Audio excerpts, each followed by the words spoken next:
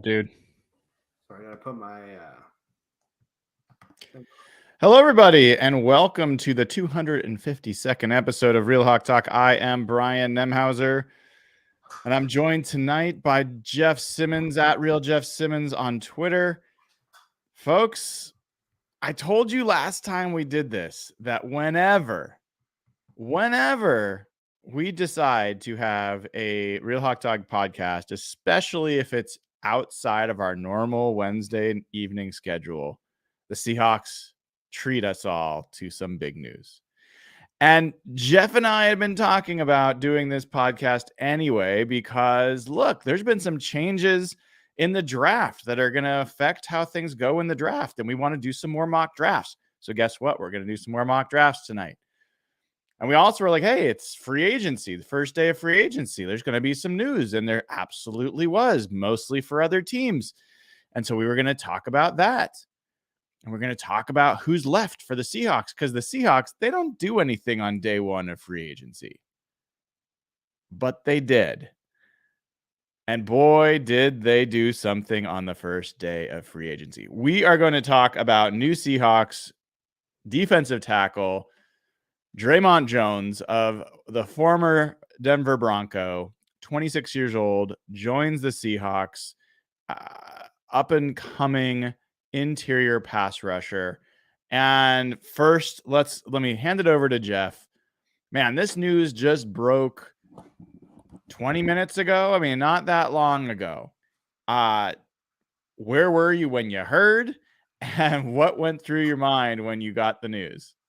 It's funny. I was having a conversation with a few buddies. One of them is a Seahawks fan, and they were getting a little frustrated by all the linebackers coming off the board. And I was starting to get there. I was starting to get a little frustrated, and it was right around when Zach Allen signed. And Zach Allen's a guy I heard they had liked. And when I saw the money, I was like, that is just a terrible contract. $15 million a year for Zach Allen, who's like a pretty good 3-4 end, but he's not like a elite disruptor. And like right as I was about to like kind of processing that, I see the Draymond Jones thing. I think Derek posted it in our chat, or Josh, one of the guys, and I was stunned. Absolutely stunned. The Seahawks don't sign guys who are top 10 in the market. Not even just like, you can think however you want about him. Was a top 10 ranked. Matt Bowen just put out a video. He was this top 10th ranked player. And they don't get into bidding wars like this. And listen, Draymond Jones is not Chris Jones. He's not an all-pro player, but he's just a very good ascending player that can disrupt and blow up double teams. And they don't have a lot of players in their front. Like we talked about last year, their front seven was just terrible. They didn't have good players. And this is probably their most talented player. He's not a all-pro guy, but to me, it's a really exciting addition, because if you don't get him, then you're just totally relying on your draft. And it seemed like they were in the mix for Onyemata today, who went to Atlanta. This heard someone say that on TV. So it seemed like they had that type of player they're going for. And then when Zach Allen went, they probably had to go a little higher on Draymond Jones. But man, like just for a team that has been barren with frontline talent, or just talent in the front three or front four, whatever they're doing this year, this is a great sign. Like I don't see how you can't be very excited about this. Yeah,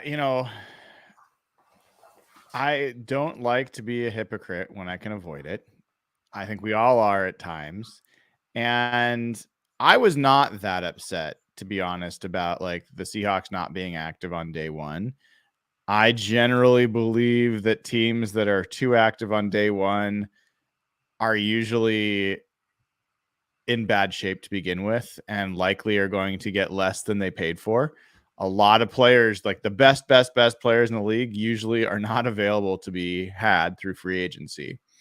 And a lot of the guys that get signed on day one of free agency are really, there's something not great about them. There's some reason that they're available, and you're paying a premium price. You're playing like blue chip prices for guys that most commonly are not blue chip players. So I wasn't as upset. I was a little surprised at how much Zach Allen got. Oh yeah. But I did my eyebrows raised not just at the price, but the fact that he went to Denver. Because my thought was, well, if they're signing him to that deal, Draymond Jones certainly isn't coming back. I did not think the Seahawks were going to be the team. So you're not going to hear me try to tell you that I thought this was going to happen, because I didn't. I really didn't think they were going to do this. And Warren Sharp put out a tweet that I retweeted that this is the most money the Seahawks have spent on a free agent since Sidney Rice in 2011, Wow. which, by the way, predates, you know, uh, when a lot of this stuff has gone on for the Seahawks. Like, so I think it's a big deal. I think it's a surprising deal. And I think, as we'll get into later when we do our draft work, I think it changes some of the calculus potentially. I think Jones, to me, profiles as a 3-4 defensive end, 6'3", 281 pounds. That's what he played in Denver. This does not solve the nose tackle position. The Seahawks do have Al Woods still on the roster, and they could just roll with Al Woods. They could look in the draft for that. Honestly, Jeff, would it surprise you if they went and still went out and got another guy like Greg Gaines or someone else in the market? I think they have to. I don't think they have enough. Either they cut. Part of this calculus is they're going to have to release Shelby Harris. There was a report that they're going to, and I think Woods is 35 years old. Quentin Jefferson, even if I don't know if he'll be back, but even if he is, he's in the last year of his deal. They need more bodies. I don't think you can go in and say, okay, we made our one addition, we're going to do everything in the draft, because what if the draft gets away from you? So I think you're going to need more interior defensive linemen, whether that's another 3-4 end. There's a couple good options. And then there's maybe a defensive tackle who can play a nose. Brian Monet was their backup nose tackle. He's probably going to miss the season. Yep. So they don't have the bodies right now still. And then Shelby Harris, LJ Collier is gone. I can't remember who else was starting there last year. I don't know if I meant Poona Ford is not going to be back. Right. So all of a sudden they need more.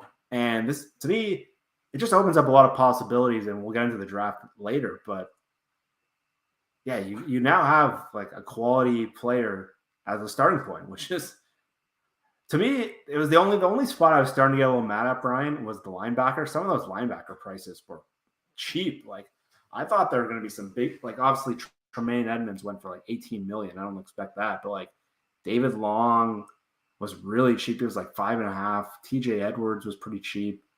Alex Singleton was $6 million. Like, that seemed right in their sweet spot. So the numbers are starting to get a little small. Eric Kendricks signed. I think that's where people are starting to get a little worried. But to recover with that, get Draymond Jones is pretty good. Well, I think Pete and John are a little bit more myopic than people realize in these things. I think that it wouldn't surprise me if this is a guy that they targeted from the get. And we'll talk about the linebackers. Remind me to come back to that. We'll talk about some of the other positions. But before we move off this, Greg Gaines, this guy's more profiles as a nose tackle. I mean, that's what he's played before. I think that people are talking about Ashawn Robinson. I think he's another potential option. Got news that Calais Campbell is looking like he may, he'll be on the market. Yes, he's older, but that's a guy that if you're looking for a short term could be at that position. And so I do think that there's another defensive lineman coming for Seattle. I would expect that they're going to do that. Now, here's the thing I'm kind of curious about, Jeff. Like, first news of the day, as far as I was concerned, was what? Javon Hargrave signing with where? The 49ers. And before we get into that news all by itself, how are the 49ers? I guess I was going to ask you, like, how do you think the 49ers are approaching their cap situation? I'm going to look up their cap situation here in a second. But if you had to choose between Javon Hargrave and Draymond Jones, knowing the contracts that they both got, which would you prefer? And it's okay for you to say Hargrave. I'm just honestly curious. Which player, Hargrave being 30, Jones being 26. I think Hargrave got considerably more money, has been more productive over his career. Which would you have rather for your team if you had the choice? Probably go with Hargrave. Mm-hmm.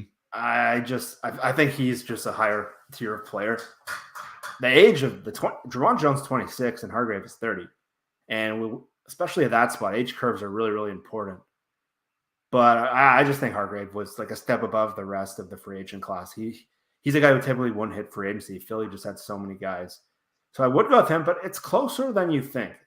It's not as far off. They were both like I thought Javon Jones was a top 5 guy in this market. I said that in our chat the second they signed him. So it's not a huge gap, but to me, to answer your question, I would take Hargrave. So part of the reason I'm bringing that up is like Hargrave signs a 4-year, $84 million deal with $40 million guaranteed at the age of 30, right? Mm-hmm. And you get Draymond Jones at the age of 26 for 3 years, around $50 million. Yeah. And we don't know. I think we do know his total guarantees. Let me pull it up real quick because I tweeted it out. But just double check. Give me a second. Okay, Draymond Jones, 3 years, $51.5 million, 23.5 in year 1, 35 over 2 years. Does not say what the guarantee is. But I guess what I'm getting at is it would not surprise me if the Seahawks never even thought about Javon Hargrave. I don't think they ever did.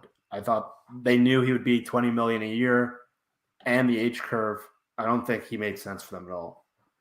So I think my best bet, and even if you listen to what Draymond Jones has said on Twitter and through other folks, the Seahawks made him feel more loved than any other team. I don't believe that the Seahawks were the highest bidder necessarily than other teams. The Bears were interested. The Browns were interested. There were a lot of teams interested in him. But I think the Seahawks set their sights on him. I bet he was here visiting. And I bet, thankfully, it was a kind of nice day here in Seattle for the most part, at least in the afternoon. I think this was their guy from the get-go. And I think they got their guy. Yeah, and I think I just read, I think it was Albert Breer who said other teams offered more money per year. Seattle did a really creative structure. And I think it was Josina Anderson that said they really showed him like a lot of love, I think is the way it was put. So it would be surprising. Like I thought he'd be, when I did that article for our site yesterday, and he was mentioned there, and I just said he would be ideal, but he's going to be way too expensive for them. And the numbers I were hearing were 17, 18 million a year. I thought Zach Allen would probably get closer to 12. And I thought maybe I thought that gap would make sense. But when you consider Zach Allen got essentially 15 a year and this guy got 16 or 17, to me, it's a no-brainer. And like Onyemata, he's got some twitch to him. He's an interesting player. He's a good player. I like him. He got 12 million a year today from Atlanta.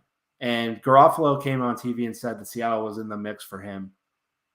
But like, again, like this had to be the guy that they probably weren't sure they'd be able to actually attain because of a team like the Bears, who came into the day with $80 million to spend. And they whiffed on a couple of big opportunities today and ended up throwing some bad money around. But the Browns, they redid Deshaun Watson's whole deal to try to make a splashy move. I think they cleared out $35 million. And they're going to be paying him like even worse salaries next year.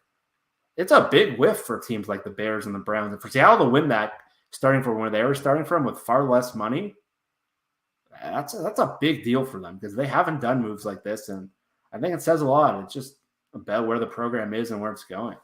Yeah, there are a lot of Bears and Browns fans that were very upset. I mean, Bears fans had basically been already printing out the jerseys, man. They were already sewing his name on the back of Bears jerseys. And so huge change. I'm going to switch to the 49ers for a second, and we're going to come back and talk more about Jones and the impact here for what comes next. But I'm looking at over the cap right now. the 49ers are $3 million over the cap. So I don't understand exactly where they're going to cut. They're going to probably have to restructure some deals. So that's the only way I can see this working for them, because I mean, the types of players that they would have to cut, I mean, they're not cutting Trent Williams or Eric Armstead, Fred Warner, George Kittle, Nick Bosa. I don't think they're cutting Charvarius Ward, Christian McCaffrey. They wouldn't gain anything. I don't think they're cutting Trey Lance or Deebo Samuel. No. So this Hargrave deal is already on the books and over the cap. So I'm looking at that. So this is with $6 million. I mean, maybe use check. I think I'm under the restructure tab. I think if you structure Trent Williams, it'll open up $13 million. That's what I'm kind of wondering. They'll probably just do that, and then they'll pay for it. And then Bosa, what happens is Bosa's going to get extended, and it'll drop to $17 million down. Yeah. So they're in a 1-year situation. It looks like. Yeah. So they also re-signed. That's frustrating. They re-signed Tayshaun Gibson, their safety, which is a good move. They lost Jimmy Ward. They lost Mike McGlinchey, the right tackle. So, and I might have been missing some others. Is it clear to you that the 49ers are better now than they were last year? No. I admire what they're doing, strength on strength, but you lose a right tackle and potentially their center. It's a big part of how they play. And the quarterback situation is it's far more concerning. I know they brought in Sam Darnold today, but it's just a total cluster right now with Trey Lance and Purdy coming off surgery and Sam Darnold. The whole thing just seems like a disaster. And I think I admire again what they did. They really, I like when we talk about it all the time. I like when teams build attack positions of strength rather than weaknesses.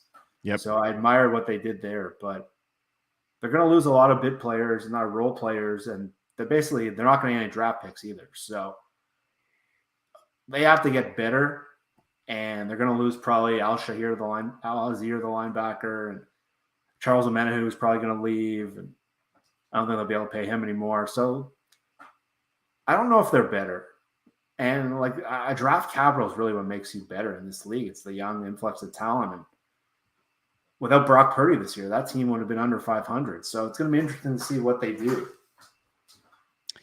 Yeah, that's kind of my sense as well. You know, I think part of the reason I'm bringing up the 49ers is because these off seasons are not just about the Seahawks getting better. It's also what's happening elsewhere in the NFC. And you start within your division.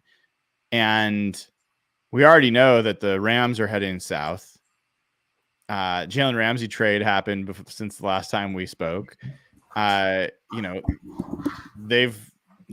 Robinson's gone, or Bobby Wagner's gone. There's not a lot of reason to believe that the Rams are going to be better. Cardinals are a train wreck.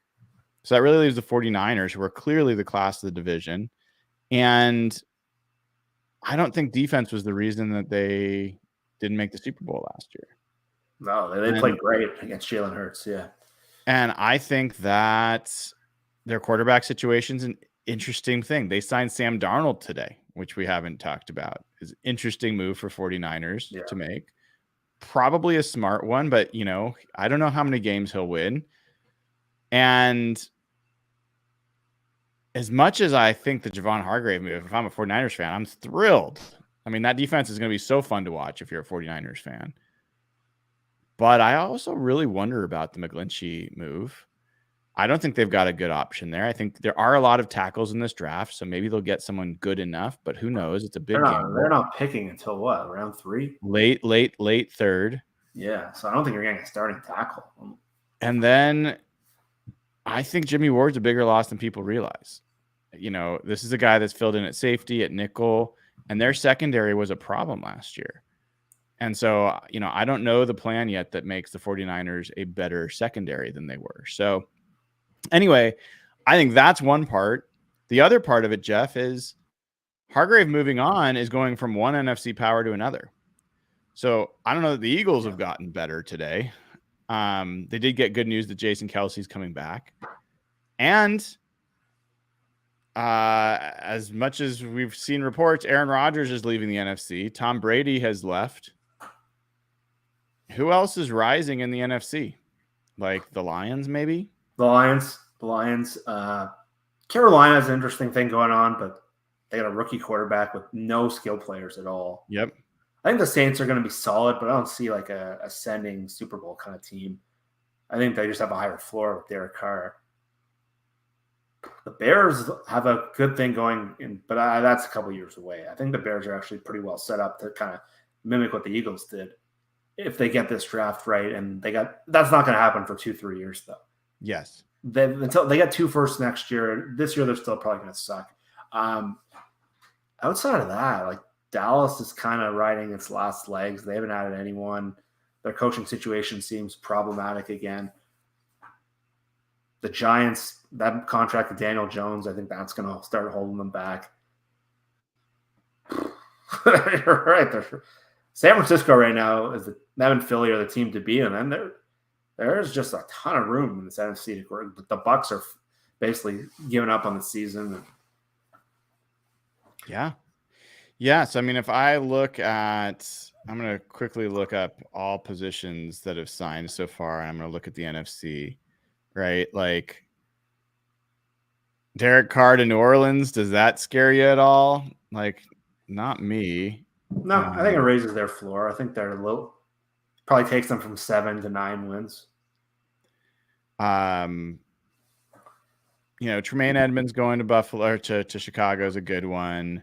I really like some of the things Atlanta's done. I'm a fan of Jesse Bates. He's one of my favorite players, and I think Caden Ellis is also an underrated linebacker that they signed just before we got on. The Giants getting Bobby Okereke, a good signing, and they've got a solid team. And they played pretty well last year. I don't buy that. I was a little disappointed about Jermaine Pratt staying with Cincinnati, but I would have been surprised if the Seahawks got him. I was really surprised about Alex Singleton signing with Denver. Like I thought that was a really strong possibility for the Seahawks, and he got a decent chunk of change, $6 million a year for a guy that's been a journeyman. He earned it last year. I think he was a really underrated linebacker. Minnesota did a couple things today. So they got Marcus Davenport, who I think is okay. I don't think he's great.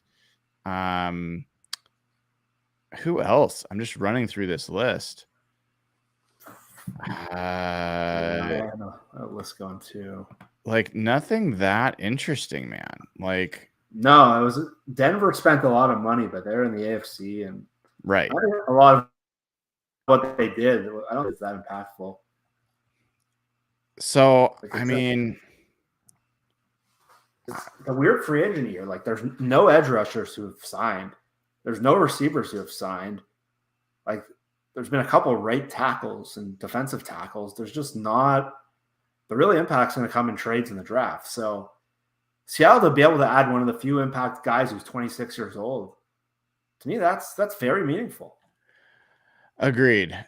So let's talk about it for a second about how we think how does this play out for the Seahawks roster? So you now add Draymond Jones into the mix. If nothing else changes, which we know it will,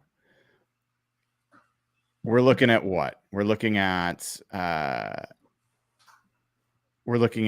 Woods as your starter at the inside. Has it been made official that Shelby Harris has been released, or they just reported it? No, I got reported this morning that they were going to release them, and then this move makes it pretty clear. Yeah. So Quentin Jefferson or Miles Adams are the only other guys. That's what I'm saying. They don't have the bodies right now. They need to bring in more. That's why it just feels like they've got to make another move there. Yeah. Could be their draft pick. I think it'll be both. Yeah. So the bigger issue right now to me than defensive line, which I'm not sure I would have said, 20 minutes ago is linebacker. Yeah. I mean, Jordan Brooks very well could miss most of the year. ESPN right now, it's not actually accurate, but I love this. They're listing the other starter as Cullen Glaspia. Oh, God. I mean, I'd assume it would be John Radigan. But in any event, they're thin. They don't have a single starter really at linebacker. It is debatable, Jeff, whether the best move they made today was signing Draymond Jones or not signing Cody Barton. Man, Twitter was a fiery place. The Cody Barton gets some like crazy. The way I wrote in my article yesterday is there was like this that guy Ari Miroff on Twitter. He's just like kind of an aggregator. He's got some good stuff. He put out this like massive list of all the linebackers in free agency, all inside linebackers. I think there was like 20 names on there. Cody Barton didn't even crack the list. So I made kind of a wisecrack. I'm like, it's pretty telling that he's not even on the list of 20 inside linebackers in free agency. And people were furious at me. They thought I was like taking shots. I'm just like, it's not even on the list. And like the guy got a 1-year deal like in free agency. It's like, I think it's pretty, I don't know how much money he got yet, but like, I think it's pretty telling of what the league thinks of Cody Barton. And the Seahawks do have a total clean slate at that spot with Brooks down right now. And it was a little scary because like I had a list of running of like I was watching that position and I was watching defensive line. And I think 8 guys on my inside linebacker list signed today. And it was just one after one after one. And the numbers are getting pretty low. And they don't have even like Tanner Muse signed, I think, right now. So right. So they're pretty much empty. And we talked about how bad their linebacker depth was last year. They need to do something there. They need at least one. I think they should sign 2. Because there's not the market's actually got, other than Tremaine Edmonds, the numbers have been low. And a lot of the guys left, like even Eric Hendricks signed tonight. So yeah. I was pretty happy they didn't bring back Barton, though. I gotta say, I couldn't watch that guy play again. Like it's crazy to me how Cody Barton may be the most polarizing player in Seahawks recent history outside of Russell Wilson. Like, yeah, seriously. I mean, the fact that there are Cody Barton truthers and Cody Barton haters, of which I'm the latter, and I don't hate him as a person, but I hated him as a starting linebacker for my team. And I don't know. It is weird. It is weird. I wish him the best in Washington. Hopefully he makes me look foolish. That'd be fine by me. I don't want to see him on our team anymore. So the thing that's weird with the Seahawks linebacker situation, Jeff, is the Jordan Brooks situation. This is a guy that they consider core to what they're building around. And they're not looking to sign someone that's going to take his place for the next 5 years. They need someone who can potentially be the full year starter. And then they need another guy who is a longer term solution, right? Yeah. So of the guys that are left, there's kind of guys that fit into different categories, right? When you talk about Levante David, Bobby Wagner, at least those 2, they fit in the mold of they could have like a 1-year deal. Like that wouldn't be shocking. Or it could be a 2-year deal or something like that. They could be the Brooks replacement without being a permanent fixture, right? The other guys, when you talk about Azeez Al-Shaair, Leighton Vander Esch, maybe Denzel Perryman, maybe Devin Bush, those guys could be longer term solutions, but they also could choose to like roll the dice more in the draft at the linebacker spot. I think the draft is pretty thin at the linebacker position, so it feels like they have to get 2 linebackers out of free agency in order to have the freedom to get a linebacker if it falls to them in the draft, but not be required to draft one.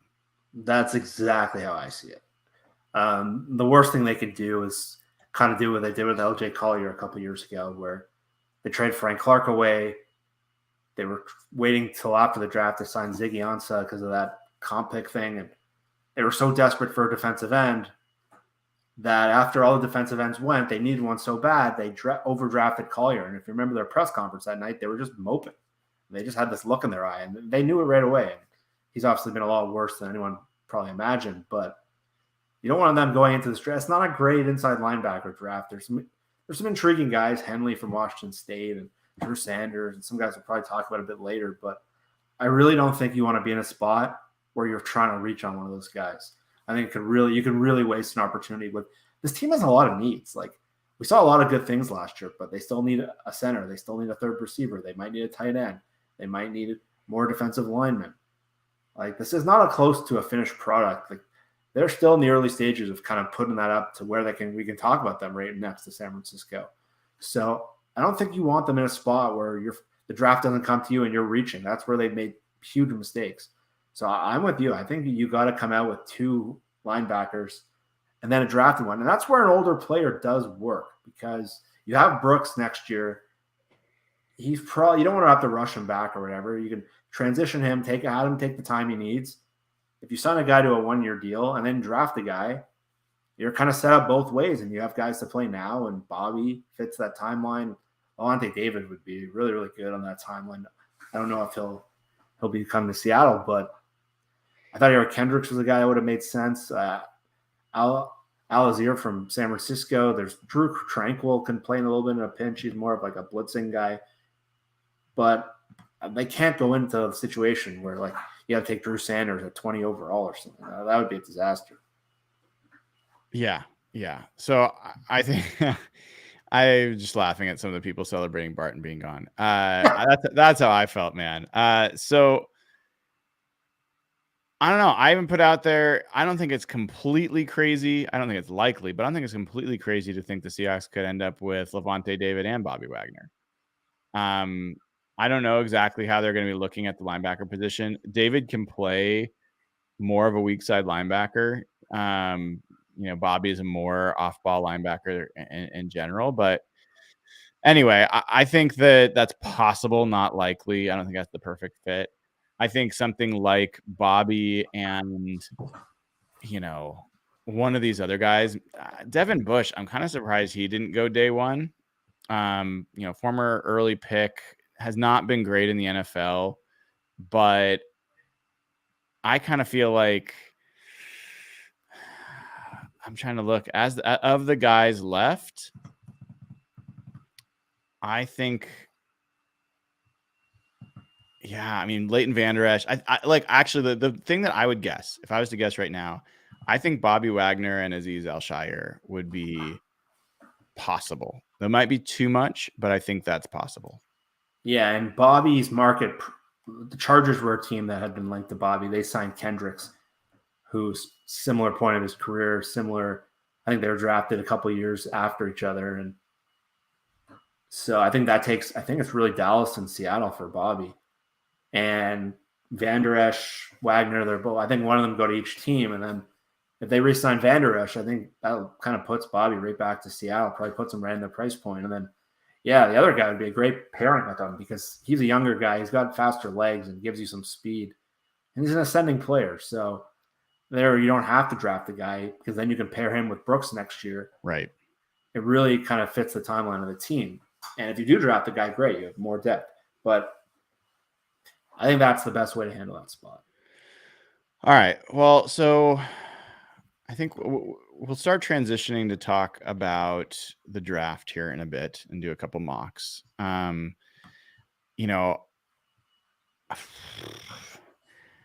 other parts of free agency that we could react to or talk about. If there's anything that you're thinking about, we should bring it up. I do think that running back's another position the Seahawks will dip into free agency for. I don't think it's super high priority that they do it right away. Are there any other positions that you're thinking the Seahawks are going to wade into free agency for? The one that I could look at, and I still think ideally it's a draft spot, but receiver, they still need a third receiver.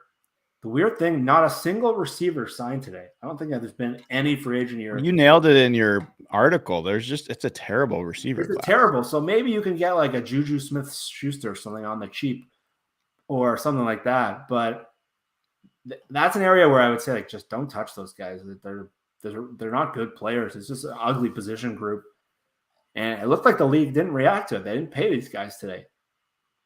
But running back was the other spot where, like, there's a ton of numbers there. There's some good players, and not one of them signed today.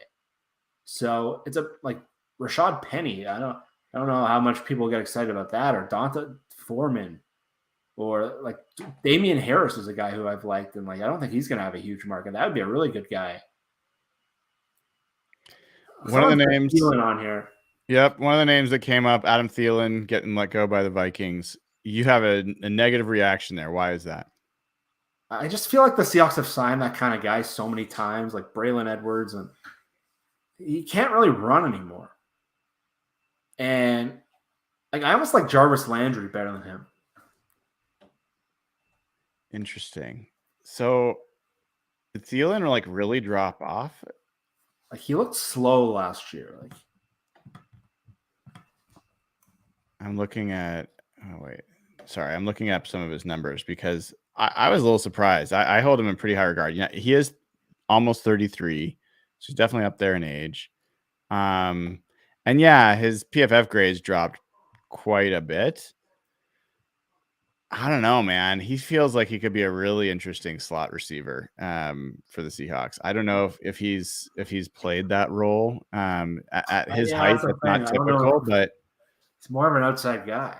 Yeah, well, that's part of what I'm wondering if he could be kind of a possession, inside guy. He's a super smart guy, self-made.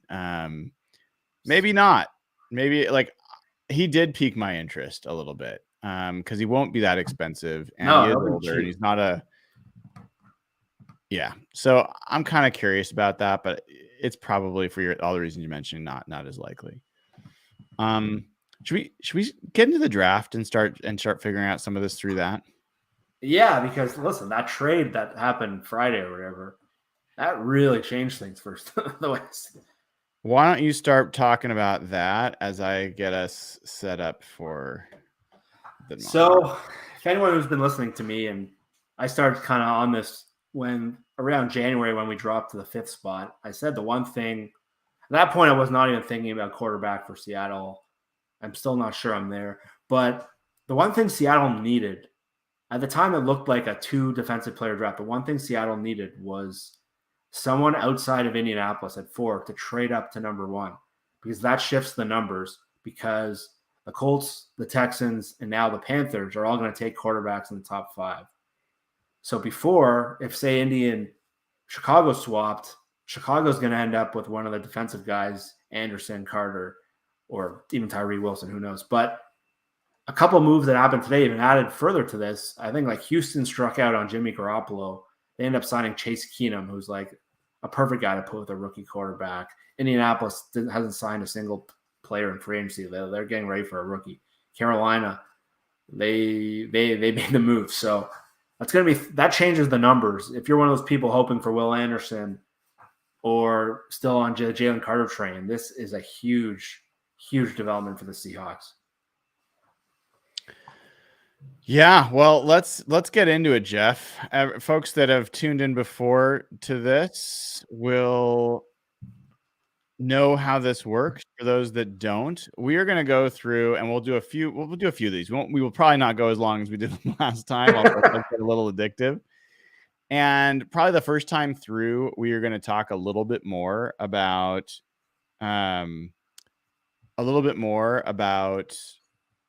how the players fit in for different teams, what the impact of the choices are for the Seahawks. Then we will go through a little bit faster the next couple times. And so let me actually slow this down. Sorry, I was distracted. I did just get a message from a certain person of interest for the Seahawks. No news to share yet, but keep an eye on that. So, okay, let's go ahead and start this. And Jeff, we're going to start talking about the impact of each of these picks. Who do you think the Panthers are going to pick number 1? Right now, I think it's CJ Stroud. I think he's the best bet. I know there's some Bryce Young chatter, but Frank Reich has had big quarterbacks his whole career. To take like the biggest size outlier he can imagine, unless it's just a total directive from the ownership, I just can't see it. So I think Stroud he's the guy I'd probably bet on. Same. So let's see who PFF starts with. And they go with Bryce Young. So Bryce Young has become a controversial player. He is a guy that some people are like, I don't understand why he's fallen already. But there's others who are like, yeah, this isn't the best quarterback in the draft. I would be happy. The Bryce Young's not a guy that I want to like. He's on my not a draft list. I wouldn't like never draft him, but he's not high on my list. I'm kind of with Dayna on this. I don't want another short quarterback, at least for the time being. All right, so the Texans are on the clock. We expect them to take a quarterback. In this version, they take Anthony Richardson. What would you think if like that would be a pretty big shock to me if the Texans went that direction? How would you react? I would be blown away. That would stun me. And I don't know how much it would change the numbers because number 4 would probably be celebrating, or it would just give Arizona a ton of leverage. But Houston's a team that's basically like starting from scratch, and they don't really have a lot of offensive weapons. They're starting to put pieces together. Anthony Richardson's like one of the bigger dice rolls of any draft pick I can remember. He's got some of the craziest highlights, but he can't like throw a 9-yard pass sometimes. So Houston's a team I've heard for a while. They just scream Bryce Young, CJ Stroud. They're exactly the kind of the guys are from New England. D'Amico Ryans is like come from San Francisco, who didn't have success with Trey Lance. So this would be like a massive shocker to me.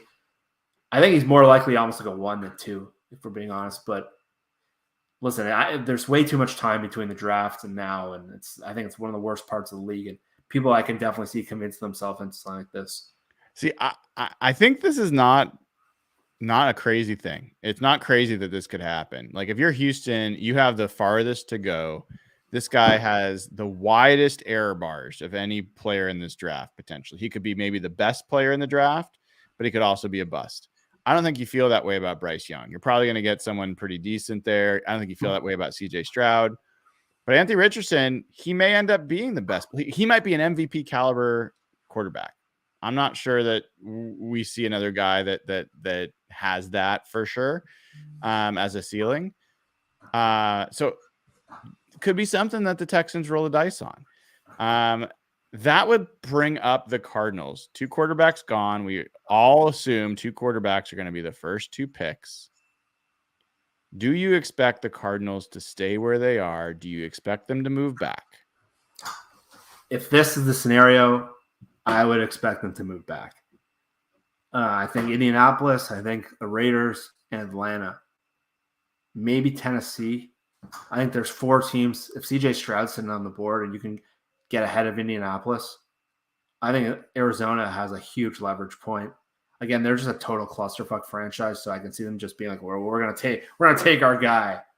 And like they haven't done anything in free agency today. Like they got a long way to go. Like if you're honestly evaluating them, I don't know much about their new GM, and their new coach comes off terribly, but I don't know much about him. They should not be looking like they're one player away, like one Will Anderson away. Like they have not added a single quality. They lost Zach Allen. They're going to lose Byron Murphy. They're going to trade DeAndre Hopkins. What are they left with? So to me, it's such an obvious trade spot. I think if they don't trade with Indianapolis, the team that can really get screwed here. I think Atlanta, I think the Raiders are still in play even with Jimmy Garoppolo. I think they do ultimately trade this spot. I don't know if it'll happen in the mock, but I think they'd be stupid not to be honest. Well, so it's an interesting one in that I agree with you. It would be a mistake for the Cardinals to stay there. I think with the Raiders signing Garoppolo, they've at least hedged here to where they don't feel like they have to move. And the Colts, who are they feeling like they have to move up to beat? Like who's going to jump into that? Like the Cardinals are going to have to play the Colts. And even if they did, the teams that are going to be trading into that spot other than the Colts are going to have to be offering a lot more attractive, compensation. Yeah. The only reason I can see the Cardinals trading with the Colts is because they really want a guy. Maybe they're really a big fan of Tyree Wilson. Maybe they're a really big fan of Will Anderson, whoever. And so they don't want the Seahawks to get that guy. That'd be the only reason I could, and it's valid that they could do that. That's a valid take, yeah. But the right move organizationally is for the Cardinals to trade down and get the most draft capital they can for this pick. That's the right move. So let's see what happens here. The Cardinals, they take Tyree Wilson. Jeff is very excited at this point. I'm losing my mind. So you've got an upset, right? This is a scenario that the Seahawks, could dream of. And so now you've got Indianapolis are certainly going to take a quarterback. And there goes CJ Stroud for sure, right? Yeah.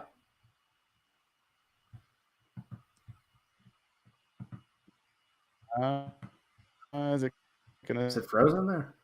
Stop.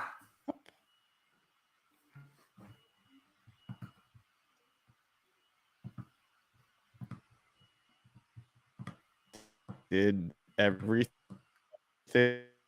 just freeze in my computer? Arizona broke our draft. Because oh no, there it is. I really don't want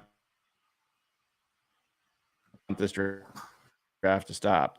This was a fun one. Oh.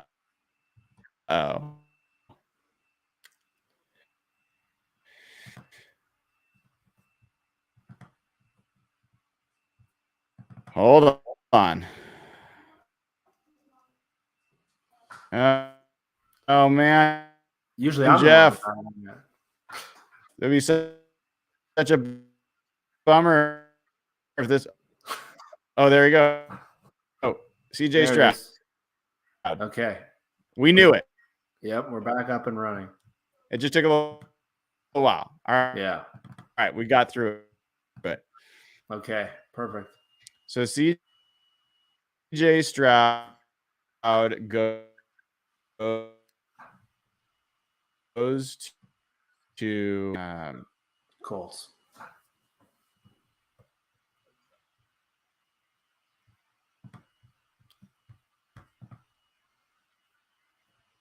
No. Hold on.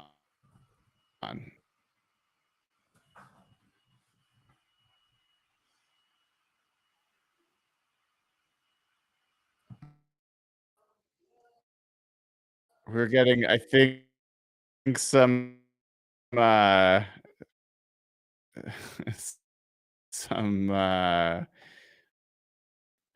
issues. Hold on.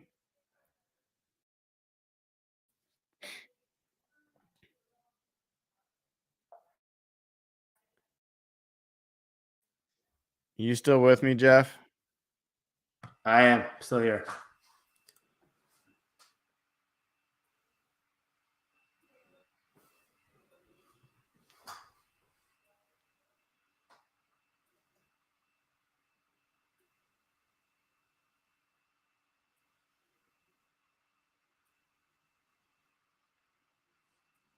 Jeff, let me know if you're still with me. I'm still good. I'm still here.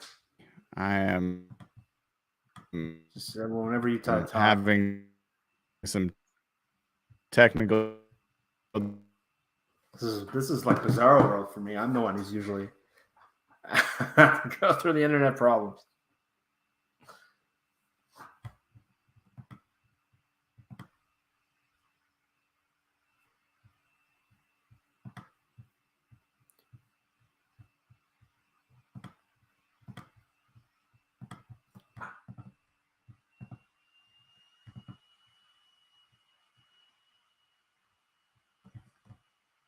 I'm still here, by the way.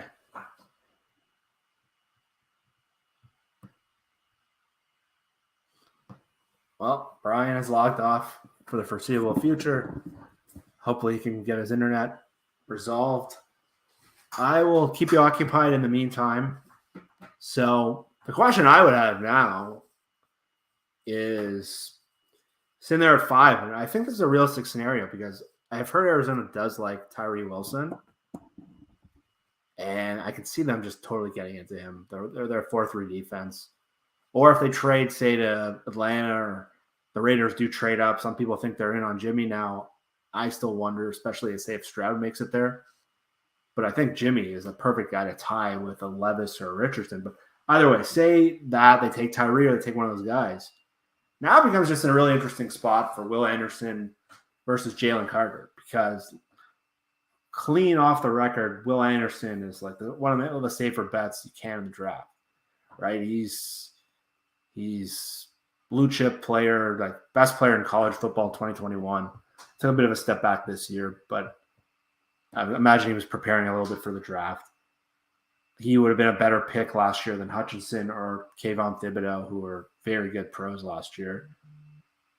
He is the one. So like Will Anderson's pretty safe, but man, this is maybe dangerous now, but I can't stop thinking of like you put Jalen Carter and Drummond Jones in your front, and how much you still have pretty good edge guys with Nwosu and with Darrell Taylor and Moffett. And if you can add another edge guy later, man, I'm getting like maybe I'm getting sucked in, but right now, like you saw the defensive tackles. If they don't get Draymond Jones there, they're not getting a quality defensive tackle. The defensive tackle market's about to explode, and you're going to see a lot of extensions. Dexter Lawrence, Jeffrey Simmons, Quinn Williams, they're all going to get extensions. So Jalen Carter on a rookie deal with Draymond Jones, like we just talked about how rare defensive tackles are. And to get two very dominant disruptors, it would completely change the look of how you can build your defense. Again, Will Anderson's been my guy from day one. So it's like the whole Draymond Jones thing is now like giving me like visions of what they can do now. It's a totally new experience for Seattle. They haven't really had that. Michael Bennett was really good, and I don't think Draymond Jones will be as good as Michael Bennett was. But I was telling my buddy, he's a radio host in Toronto, and he was writing to me before. He was like, he's a smart football fan. Like me and him go back and forth. He's usually kind of critical of the things we do. I usually take the optimistic side. He's like, I don't really remember Draymond Jones. We obviously watched all of Denver's games last year. Seahawks fans, like, I don't remember this guy at all. So I'm like, this guy is pretty damn good. And he's like, well, like you say, everyone's good. So this is a fair argument. But to me, this is just a different caliber of player. He's not Chris Jones, like I said before. But now it's like he kind of sets the table where you could do the Will Anderson thing, and maybe Will Anderson becomes the best front seven player on your defense. You have the inside guy and the outside guy like they did with Averill and Bennett. And, man, that changes their front for the foreseeable future. Or you put the two dominant defensive tackles. So if that's the scenario, I know there's guys who really would want quarterback there. Will Levis scares me. I'm not going to lie. Will Levis actually has really high potential, but just like everything about him scares me. I don't know. He's not the guy I would draft. I'm still, if we're in the spot, especially now with the three quarterbacks and you're looking at the fourth best quarterback as your option, to me, it's totally, you got to go D-line.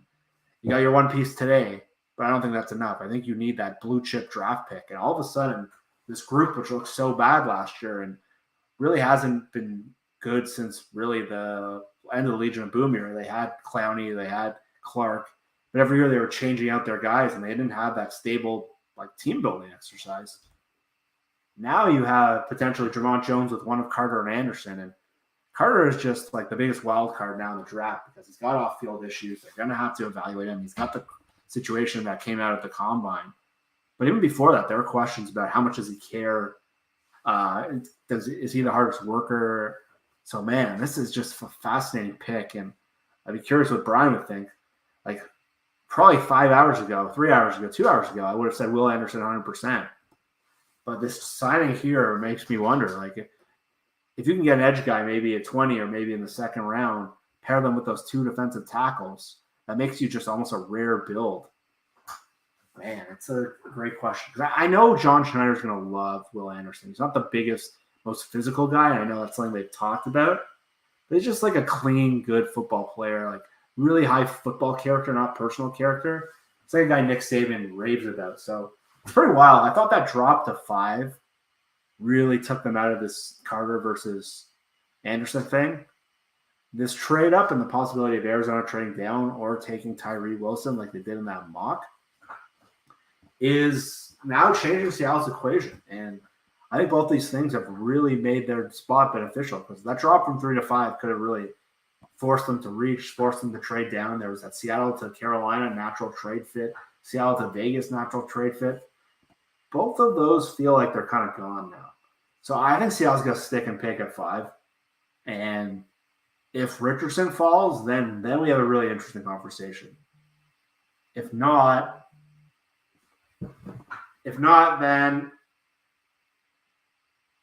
then we have to decide.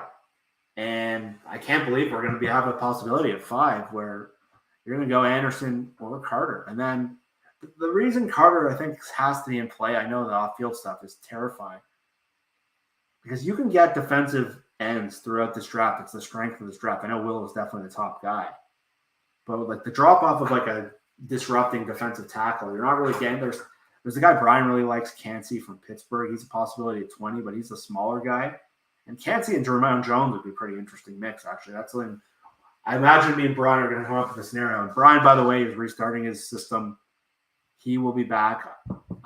He was texting me, that's why I looked down for a second. But yeah, we got Cansey at 20. And then other than that, there's more of like the nose tackle types. They don't have another penetrating defensive tackle. Basically, the position drops off. So, man, I was pretty much starting to get off Jalen Carter, and now this is the problem with this draft being so far away. You spend all this time doing this paralysis by overanalysis or whatever, however you want to call it. But, yeah, Seattle's in a really, really good spot to pick 5. And I think you're going to get one of Anthony Richardson, Will Anderson, Jalen Carter, maybe Tyree Wilson. I don't know if Seattle will have them in that regard, but all of a sudden, if you have, say, Tyree Wilson with Draymond Jones as your front, those are big, long guys. Tyree Wilson's got crazy long arms. Will Anderson's just like a good football player. He doesn't have like the Von Miller probably ceiling, but I think it's just going to be a really good player at the next level. And Seattle just doesn't have those. Last year that we talked about before, they had Poona Ford, they had Quinn Jefferson, they had Shelby Harris, who I thought Shelby had a good year. And you know what? I think Shelby might be an option to come back at a lower number. His cap hit was going to be like $12 million. And no disrespect to Shelby Harris, who again, had a good year as an interior player. He's not a $12 million player on a team that has Seattle's front 7 deficiencies. And look how they used the money today. They upgraded the spot with a 26-year-old versus a guy in his early 30s. It's crazy. I'm 35 turning 36 this year. And I'm calling these guys who are 30 old. So it makes me feel shitty. But so again, the machinations of what Seattle can do here. And if you're one of those people that thinks they got to take a quarterback, and I still think the numbers shake out where you possibly could get a quarterback. I think if you want the quarterback, you need Arizona to stay at 3. Because the way I keep looking at this draft, I think there's going to be quarterbacks 1, 2, 3, 4. And if not, you're going to get the 4th guy. And I don't know if you want to spend the 5th pick on the 4th best quarterback versus maybe the best defensive lineman. And there's still the possibility of Hendon Hooker, who's a guy I think would actually pair really well with Geno. At the end of January, I did an article from the Senior Bowl. I didn't go to the Senior Bowl, but I called a bunch of people who did or DM'd or texted them. And I kind of just threw something. I put a notes column together. And one of the league executives said to me, who was like more on the talent evaluation side, was I think Hendon Hooker's the guy that Seattle should be looking at. I think with Geno, and Geno hadn't signed yet, but everyone just assumed he would. They said with Geno, you got him for another year. You see if that works out. You see if he turns into a pumpkin. And Hooker's 25 years old, so he's a little older, but coming off an ACL. And you can kind of redshirt him. I mean, there's no reason to rush. I think stylistically, he's very similar to Geno. He was playing Matt Miller said he was a first-round grade on his board before he got hurt. So his offense was a little gimmicky, but if you want to take a quarterback in this draft, but not at 5, he's a potential option. Stetson Bennett's a guy you can maybe get in the 5th round. He's another guy who probably projects more as a backup quarterback. But with Geno, the cool thing about Geno's contract is all options are still on the table. So I'm just so fascinated to see that. I'm so eager for this draft now because Carolina's going to take a quarterback. There were people on Twitter today, and I got into it with a couple of them. I know I couldn't help myself. I'm just going to keep going through these scenarios. Houston at 2. And Houston at 2 is important to Seattle because there was a lot of chatter. They're bringing in D'Amico Ryans. He's a defensive coach. In San Francisco, they built up these defensive lines. So maybe Houston takes Will Anderson at 2. And they signed Jimmy Garoppolo. There could have been some credence to that. They signed Case Keenum. He's the only. They have Case Keenum and Davis Mills on their roster. They're not going to pass a quarterback, especially if I hear they love Bryce Young, and the Alabama connections to those teams are huge. If you get Bryce Young and you build the defense out, I think they're in a really good spot to rebuild. So I do think signing Case Keenum to me was the ultimate giveaway. That you could have signed like a Jacoby Brissett or Baker Mayfield, someone like a dice roll, but Case Keenum's a backup quarterback. And he's a guy who's a really good locker room guy who's going to help develop another quarterback. So to me, that was just a telling giveaway that they are taking a quarterback. And then again, Seattle's draft comes down to 3, and it's unfortunate that they broke Brian's computer. But Arizona's the team for now that we gotta get familiar with. Because either they're taking the guy we want, there's a lot of buzz about Tyree Wilson in them. I don't know what it is. John Gannon's a 4-3 guy. He had long players in Philadelphia. They were a defensive line-oriented team. New England likes those prototypes. And Tyree Wilson doesn't have the production of Will Anderson or Carter, but he is built very differently. Travon Walker went number 1, and Tyree Wilson's like pass rush win rate, his advanced metrics are a lot higher. So I can see guys who are trying to rebuild a team from scratch kind of chase that high ceiling guy. And like, look, if you watch Tyree Wilson, you see the freakiest arms and like a freaky body type. He just doesn't look like a human at 22 years old, 23 years old. And if you're a personnel guy that likes prototypes, and some teams will not have certain players on their board because of size and arm length and whatever. And we don't know enough about the Arizona people to have it, but there's just so many different layers here. So I think, again, from the Seahawks perspective, Arizona is such a big team to watch now. They really impact how Seattle drafts. And I think the cool thing about this pick at 5, it has a domino effect where it impacts 20, it impacts 37. If you take the defensive tackle now, edge rusher becomes an option at 20. It becomes an option at 37. It becomes an option in the 50s. If you take Will Anderson, you can pair him up maybe with a Cansey at 20, or maybe with a – okay, here we go. My goodness, that was the mother of all computer mess ups. Jeff, first of all, bravo. I don't know what you've been talking about this whole time, but thank you. I hope people were listening still. But my whole computer just decided it was done. And so I was trying forever because that draft was falling so beautifully that I did not want to let it go. I kept trying to resuscitate it, and it didn't want to do it. So I eventually had to restart. No one wants to hear this, but just I'm back. We'll go through this again. I could not save it. We're going to have to start over again, which sucks because that was such a cool draft. I know. So I was just going through all the scenarios that Seattle's going to have now. All right. So let's do this again. Let's share this out. Hopefully this is a better computer. Hopefully this will not die on us. I'm usually the one going through these internet. I know. Unfortunately, this wasn't even internet. This was like my computer just ran out of memory or something. I got the spinning rainbow wheel of death. So, all right. So we're back here. We are going to see who the Panthers draft this time. We're going to run through this. Bryce Young still first. Okay. CJ Stroud goes this time. Will Anderson goes this time. And then Anthony Richardson. Okay. Okay. So before we get started, who would you have wanted to take in the other scenario? Will Anderson. Okay. I don't think I would have hesitated. The way I describe Will Anderson is he's the guy you instantly turn the card, no questions asked.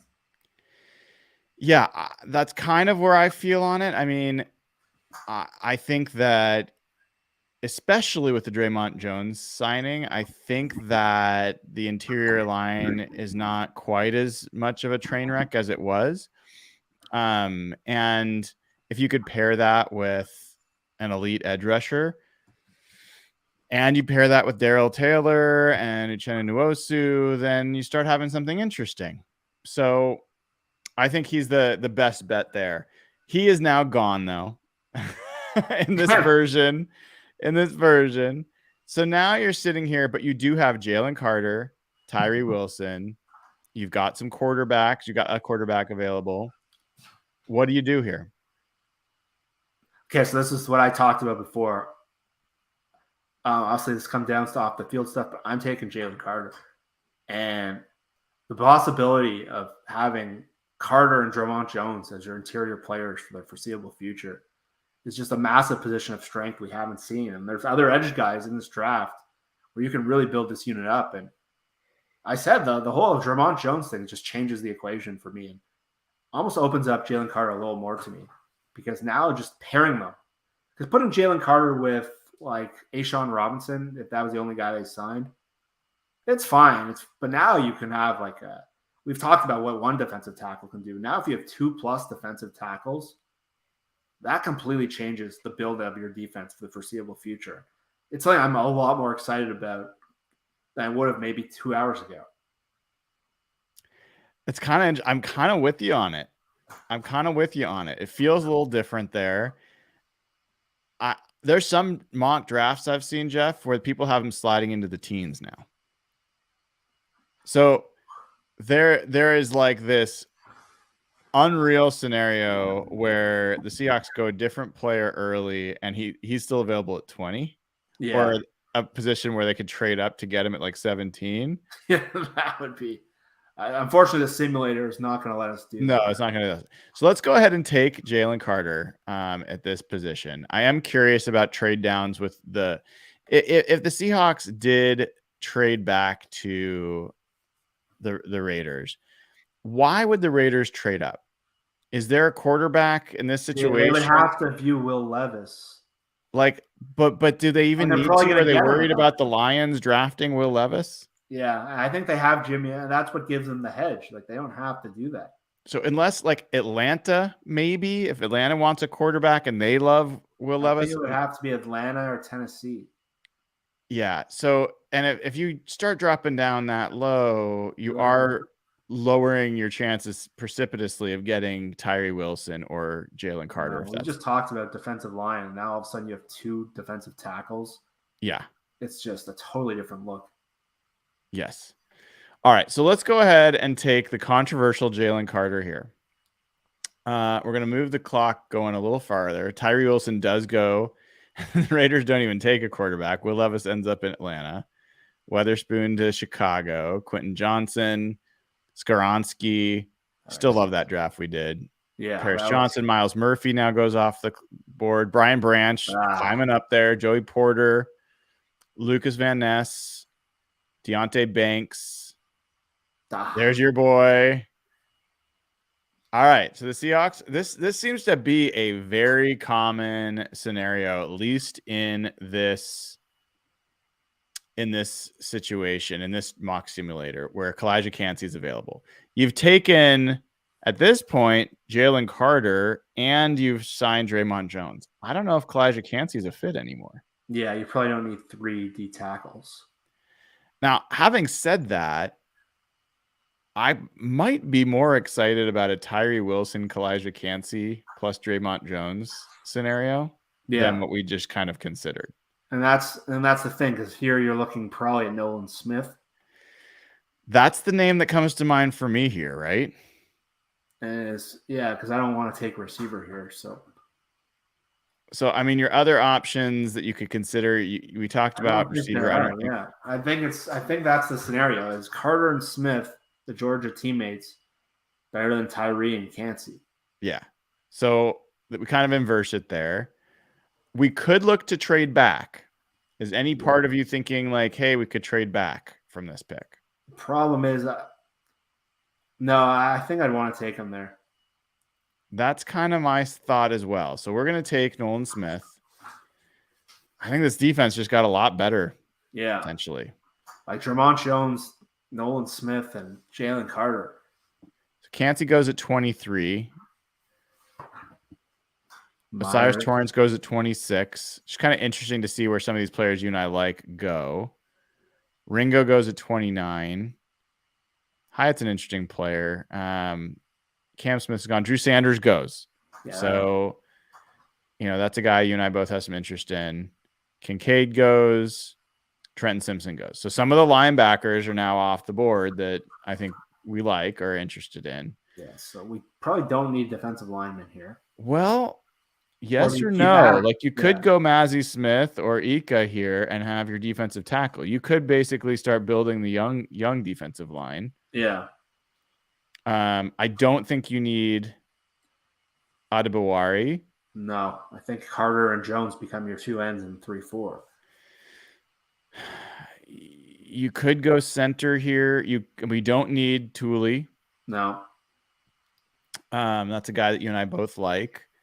I think it's too early to take. I mean, you could look at a corner, but I don't think. What about the tight ends? Are any of those tight ends there? There are tight ends. You got Musgrave, of course. You've got Laporta. I don't know. Let's just see here. Washington. Yeah, Washington's still there. I mean, 71. I don't think he'll be the. Yeah, they have him on average going around 48. Yeah. So you could go receiver here.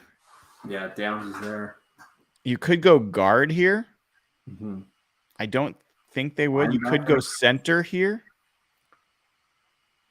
Do you think they're going to sign a center in free agency, or I don't know if they will, dude. No. I don't know. They might sign someone on the cheap just to have an option there for themselves. Mm-hmm. But I still think their plan is to draft a center. I really. I think there's three options here. I think we got to debate between the center, probably a pass catcher, or a third receiver, or one of those tight ends. I think we can get a tight end later based on the depth, or linebacker. Right. Like we haven't talked as much about Henley. It feels high for Henley. It does.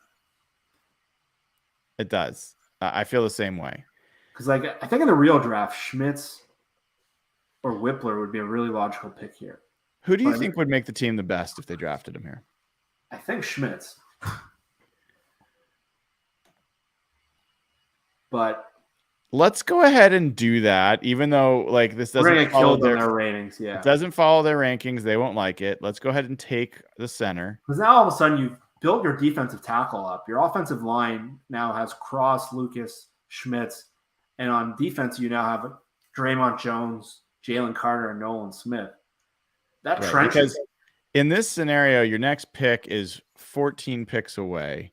And I think we can take more of a flashy. I would tell you that this is not what I would do in this scenario. What would you do? Let's hear it. I would probably take a nose tackle. I would either take the best of either Mazzy Smith or Siaka Ika. And I would create a super young, high upside defensive line, and I would trust that either Whippler or Schmitz is available at 51. All right, so let's go with that. Let's go with Ika. Okay. Let's go ahead and draft him. We're going to speed this up now. Actually, let's watch for a second. We're going to speed up a little bit. Smith, so you got it right. Yeah, the receivers are going to go. There goes Darnell Washington. Yeah, Darnell Washington. That's a guy I would consider with that pick. I would too. And so now here you are. You've still got Henley available. You've still got Musgrave available. You've got Whippler and Schmitz available. So I think you got to take one here. I think we're both there's no way either you or I are coming out of this 51st pick. This is the key pick. If the Seahawks are going to draft a center, I think that unless all three of the good centers in this draft are all still here, and unless you have some drop down where you get an extra third round pick, because from here we were only doing a 2-round draft this first time. Yeah, from here to the next Seahawks pick is 29 picks. So there's a huge drop from this one. So I feel like you got to take a center here. Yeah. Let's take the guy that you and I love. Let's take Schmitz. And then let's let this thing run itself Jim out. Nagy was even tweeting about him the other day. He was. And we're going to get a grade tonight. I believe it. All right. B+. We got a B+. They didn't like our second round. Not a super surprise. This would have been higher if we had picked Mazzy Smith, but I don't really care what they think. This would have been higher if we had picked Whippler. I don't care what they think. But then all of a sudden you have two defensive ends, a nose, a center, and an edge rusher. Yeah. That's exactly what we've been talking about. Yep. All right, let's run another. Yeah, let's do a 3-rounder. I feel like the 3-rounders are pretty important. Let's also. Oh wow. How much do we want to? I think let's add a little bit more randomness into the mix, just a little bit more. And let's see how this goes. All right, we're going a little bit faster this time. CJ Stroud goes, which is what I expect. Bryce Young second, which I think we've talked about. Then Will Anderson. We're never gonna get that scenario again. That was crazy. Anthony Richardson. So we're back in the same place. Let's take Tyree Wilson this time. Yeah, let's take Tyree Wilson. All right. So Wilson's gone. Jalen Carter goes next. Levis. Gonzalez. Let's move this along. JSN's looking like a tough one for us, dude. Yeah, I don't think that's going to happen anymore. I don't even know if they'll take him, to be honest, even if he gets to 20. Yeah, I feel like Brian Branch is a bit of a wish list guy too. I think he's going to go in the early teens. So, all right, so now we have that scenario where we could take Cansey here. Is that what you do? Is any part of you like Devin Weatherspoon still on? I was going to say I'd probably take Devin Weatherspoon, but do you trade back at all here? Anything there? Because let's see. Well, we have to think if Cansey goes, who are you comfortable with if the top two go? I don't know if I want to take Banks in the first round as much as I do like him. And you don't like. I don't love him. I'm looking up his. Is it Brzee or? I'm looking up pronunciation. Like I think Dalton Kincaid is a really good player. Brzee. It's Brzee. Brzee. I knew it was something that doesn't sound at all like it was spelled. It's Brzee. Brian Brzee. He seems like more of an athlete than a football player. Yep. And we hear me talk about this so much. I like those Ravens football players, like Michael Mayer. He's not a great athlete, but I think he can just beat the shit out of you at the line of scrimmage. He can open up the passing game. I like Michael Mayer. I know some of the athletes didn't test as well as like Darnell Washington, but to me, if you could have potential of Cansey versus Brzee or Brzee. I'm never going to get that right now. All right, let's go ahead and take Cansey here. Yeah. I think this sets up nicely. I'm kind of interested to see how this plays out. Because now our second round is going to look a little different. Yeah, Devin Weatherspoon was the next pick. So I will say Drew Sanders is a guy for me I would consider at that pick. Yeah. Depending on how the linebacker stuff plays out. All right. So now took Tyree. We've got an edge player and I think that Tyree Wilson profiles as a 3-4 end if he's going to be like he's 270 something. He'd have to gain some weight. His arms are so long, it might make up for his weight difference. Right. And then we got Cansey, who's honestly, now I'm kind of rethinking this. I think we just kind of blew it because problem is they're both awkward fits. Well, I think Cansey is a more 3-4 end fit at 280, but we just signed Draymond Jones. So now we have three guys. Let's restart this one. Yeah, let's restart. I agree. I think we blew it. I think there's too many. You don't want to be a full team of exceptions. So we're gonna restart. This is bad. We just did a bad job, dude. I'm disappointed. Well, that's why we got time to learn. Yeah. So it's hard with these new signings. All right, we're gonna go back in here. We're gonna start again. Bryce Young, Anthony Richardson, Will Anderson. Oh, come on, Arizona. Will Levis. Okay. So we're going to go. Stroud is there. What do you do? What do you do? Not what I would do. What would you do? I'd probably sell this pick. Let's do it. Like if CJ Stroud's in there, you could get a shitload. So maybe that's the minimum to me. Yeah. We could try to be something silly that they're not going to take that. Like we could try. 3. Let's try this. They accepted. Okay. All right. So now we got another 2 extra picks in the top 70. Yeah. Evan would be so devastated. I'm sorry, Evan. I think it was the right move though. They take Stroud. Then Jalen Carter goes. And now we've got a choice, dude.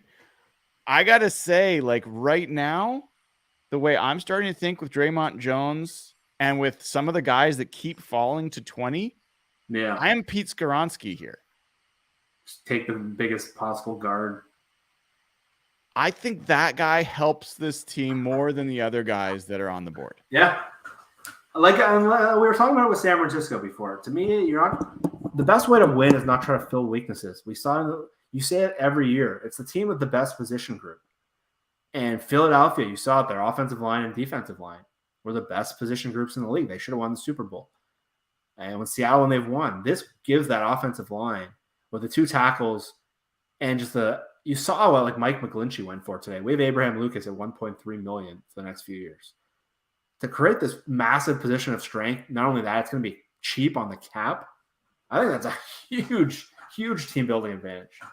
So I don't think one thought here is to trade back again. I'm not going to do that because it starts getting video game-ish. Yeah. But I don't think that it becomes realistic because I don't think you can trade past the Bears if you want. Well, I think Atlanta or Chicago are both options for Skoronski. Yeah. I think it's kind of funny seeing all the needs for the Bears. But let's go ahead and take Skoronski. I know you like JSN. I think this is the guy. Not here. So we're going to go ahead and take Skoronski. Going to keep moving on the clock. There goes Tyree. The Bears are pissed at us. They take Paris Johnson. There's a lot of good tackles in this draft. There really are. Let's move this along a little faster. Roderick Jones, Devin Witherspoon, Van Ness. Van Ness was the guy I would have liked at 20. Yeah. Who? Van Ness was an option at 20. Interesting. So like here now you've got this option. You could take Nolan Smith. Yeah, you could take Kalijah Kancey. Yeah. I think that it gives you more flexibility. Who do you take that? Like I like some of these options at 20. I would take Kancey. I would too. Like you put Kancey and Jones on 2 sides of your line, and then you figure out a nose tackle like that. Especially because they're still edge guys that we can get maybe with the next pick. Yeah. It's tough here. Like I think this is a tough choice between those two. I think Nolan Smith has a ton of upside and could be a massive game wrecker. I think the ceiling on Kancey might just be higher. So let's go ahead and take Kancey. There goes Mayer, Quentin Johnson, Dalton Kincaid. Nolan Smith goes at 24. Osiris Torrance. Don't need him now. Love that we don't need Bijan. Yeah. Darnell Wright goes. Drew Sanders goes. All right. So we would have the option here of getting our nose tackle. Yeah. Now remember, we've got 2 picks back to back. Yeah. Okay. So because we made that trade. See, that's where we didn't take an edge rusher yet. So Felix or Ojulari would fit. Yep. We have not taken our nose tackle. No. Tight end is a linebacker. Yep. God, this is let's get like we don't need. Did we already take? We took Kancey. So that's the other thing that maybe if I could do it over again, I'd take Nolan Smith because if Tooley's going to be available here, I would be pretty excited about him as the other edge as well. Yeah, the other defensive end. You're passing on Kancey? No, but I'm just saying like Nolan Smith is a guy that would make me think twice. Yeah, Nolan Smith is a very clean evaluation. Yeah, he's Kancey's got boomer bust, but man, exactly. So it's massive. It's making me think a little bit, like because I do think Tooley keeps showing up here in these later picks. I think Tooley's going to end up slipping into the first round, is my guess, but we'll see. So we got 2 picks back to back. We could go wide receiver, which is feeling like it's a need. Yeah.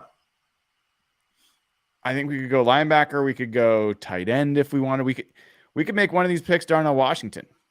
I think that's what I would want to do. So what would be? One of these will be Darnell Washington. What's the other pick? I would probably go with one of the edge guys, Felix or Ojulari. How do you not take a nose guy though? I know. I think that's where I would go.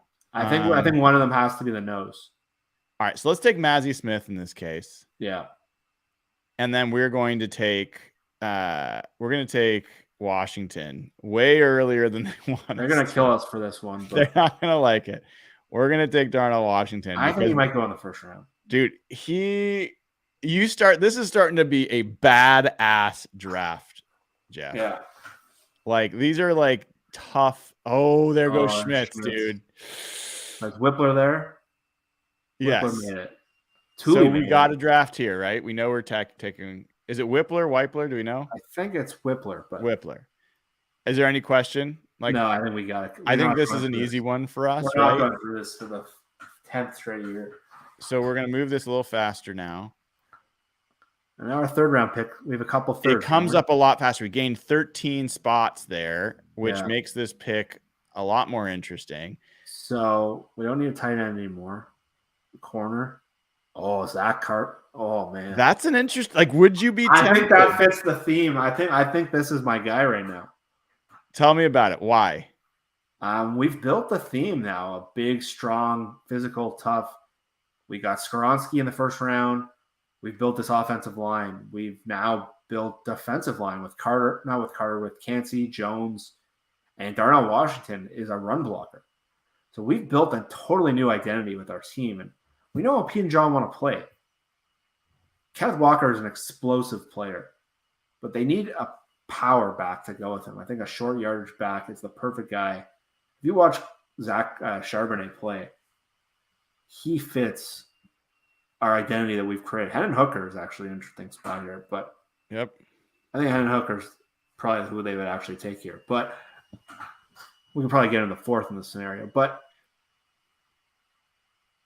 oh man, Mike Morris is another interesting name. Yeah, we haven't gone edge yet. Yes, we have not.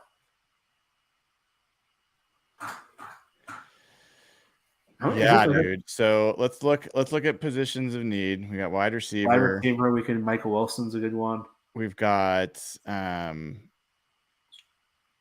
edge. We got linebacker. We didn't take a linebacker, right? No, we didn't take a linebacker. Ugh, God, it's linebacker situation is the only thing I don't see a great path for here. Yeah. I struggle a little bit with letting edge go any farther. Yeah. Receiver's another one. Yeah. Nathaniel Dell, Tank Dell. We probably don't need to take the running back. It's probably the least priority position, but my God, it fits the theme of this draft. Yeah. Do you want to take him? Let's take him. There's no like I kind of have a similar thought. I really like this guy. He reminds me of Chris Warren for OG Seahawks fans.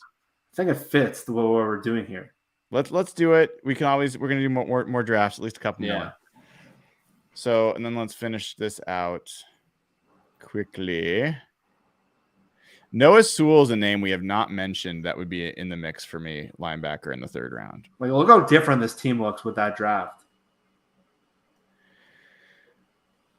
So, I mean, I definitely didn't like what we did here. No.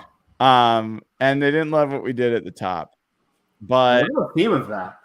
This is what you've got now, right, Jeff? You've got left tackle. You've got Charles Cross.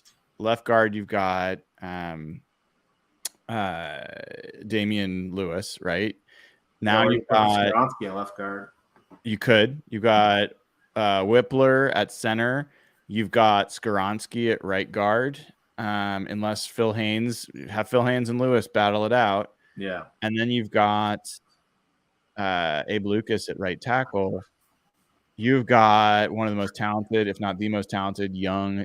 Everyone will be in essentially their first or second year, other than Lewis, who's like going to be in his third year or something like that. Yeah, that's huge. Then you've got Draymond Jones, Mazzie Smith, and Kalijah Cansey as your 3-4 defensive line. You're banking on Nwosu and Darrell Taylor. You don't have another edge. That's a bit of a miss. You're going to have to wait on like Alton Robinson or some of these other guys to actually play out. Don't love that. That's the flaw in our team build here. But you got Darnell Washington, who is just a badass on the tight end. I think that maybe that would allow you to trade, Noah Fant for another pick somewhere along the lines here or something along those lines. And you've got a pretty kick-ass running back combination in K9 and Zach Charbonnet. So I think that's an interesting one. Let's do at least one more. Yeah. We're learning a lot more. 3 rounds again? Yeah, 3 rounds gives us 3 rounds. Let's do it. I think a lot of people in the chat did not like what we did in that draft, by the way. They did not like what we did in that draft. You that's have a okay. similar mindset of team building. God Okay. damn, we're never going to get that pick again. We want to I think you have to take Jalen Carter now. I think you do, man. It's tough. Like, there is part of me that's like, oh, you got to trade back and get that pick from the Raiders. Yeah. But I just don't think there's a reason they would trade up if there's only one quarterback available. So I just don't think it's realistic. So let's take Jalen Carter. We're going to move on through here. I'm sure a lot of folks are annoyed that we're taking Jalen Carter as often as we have. You now have your 2 ends, so you don't need Cansey. Brian Branch is available, dude. He fell. I think you and I both just turn in the card right now. Yeah, I think that's how you pair with Carter. With Nolan Smith now. But this is like an embarrassment of riches. Is there any part of you is like, we did not trade back from 5? Do we look at trade back options here? I wouldn't want to trade back too far. I know, right?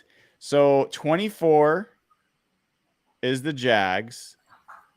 We could do this. I don't think we can get 56.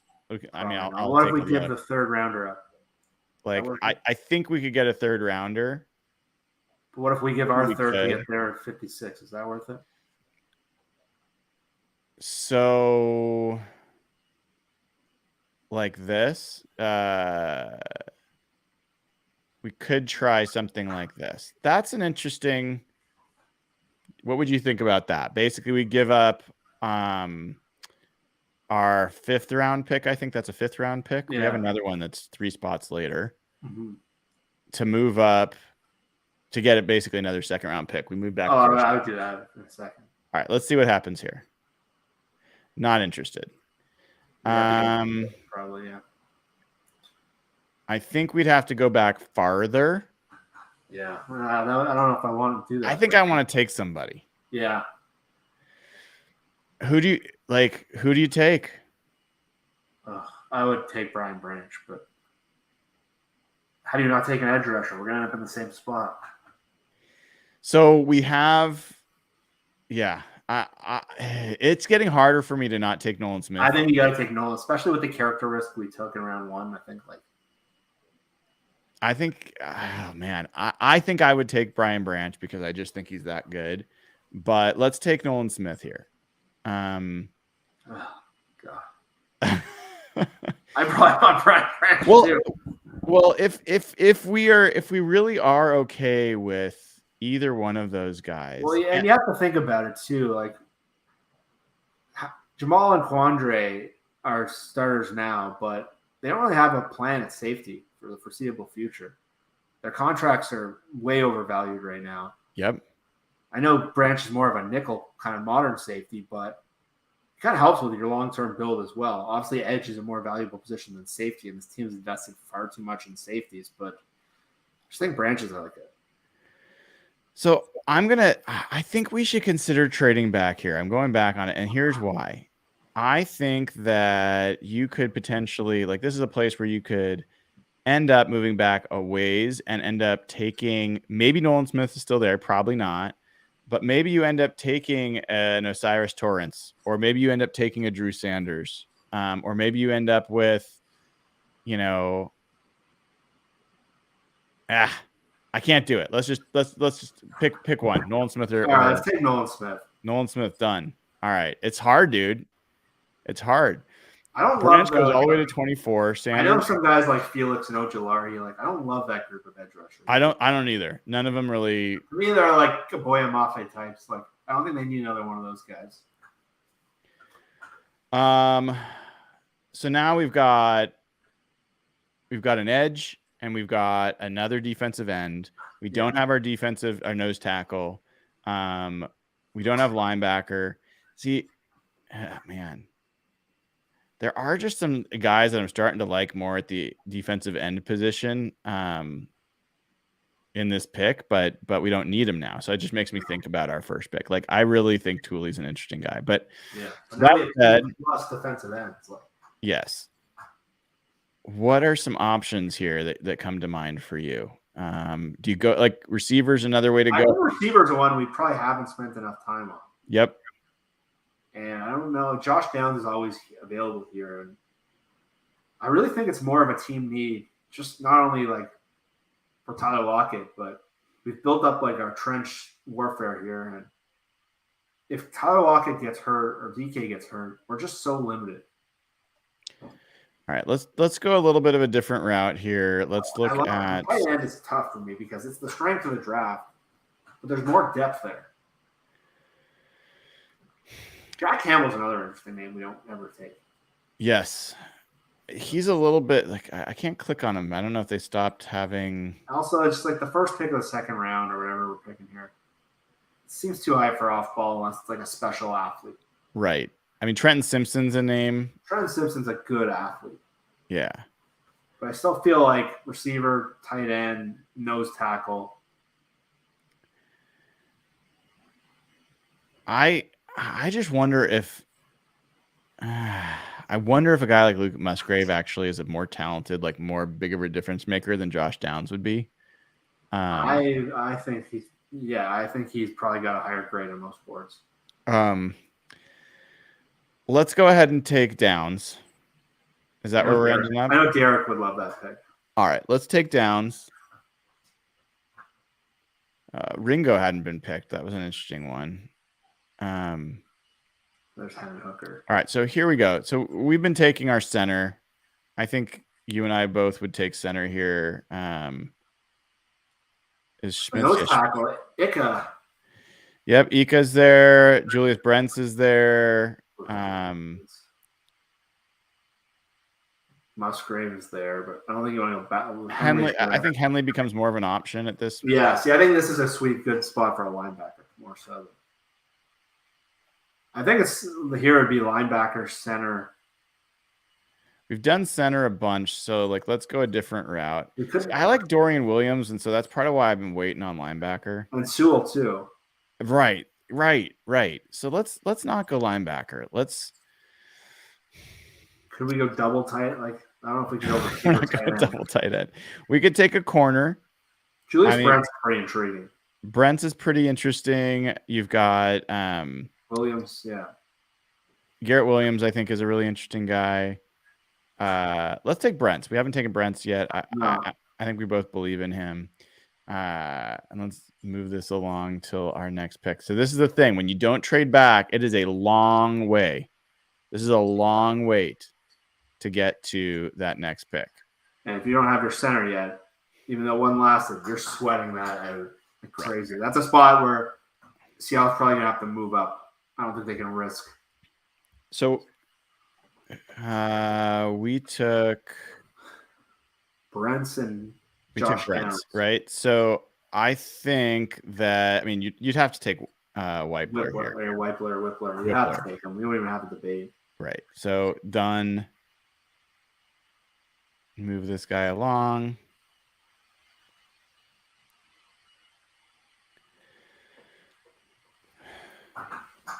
So we basically aced every pick. They don't like Brents, but I think.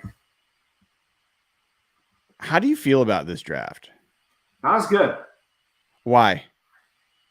I feel it's more finesse than what we had before. And obviously, Carter's, I don't think we've addressed enough of our issues. And I think the Seahawks have skill. I think what they need is the guts. I don't think we had got enough of the guts.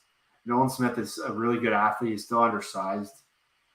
Corner is a position we've seen Seattle get later. And if Jalen Carter doesn't work, I don't like this one. I think we probably would get a better grade, and I think maybe the analytics crowd would probably like this draft a little more. But to me, this is a guts draft, meat and potatoes draft, and I think Seattle's got to come out of it. Maybe you take one receiver, tight end, but I think we got two. I think it's too finesse. Yeah. Yeah, I think for me it's the receiver. Yeah. It doesn't feel right. No, that's And what I'm under. Like maybe you dip into free agency and then yeah, yeah. I don't even know that I'm that sold on that move either, but no.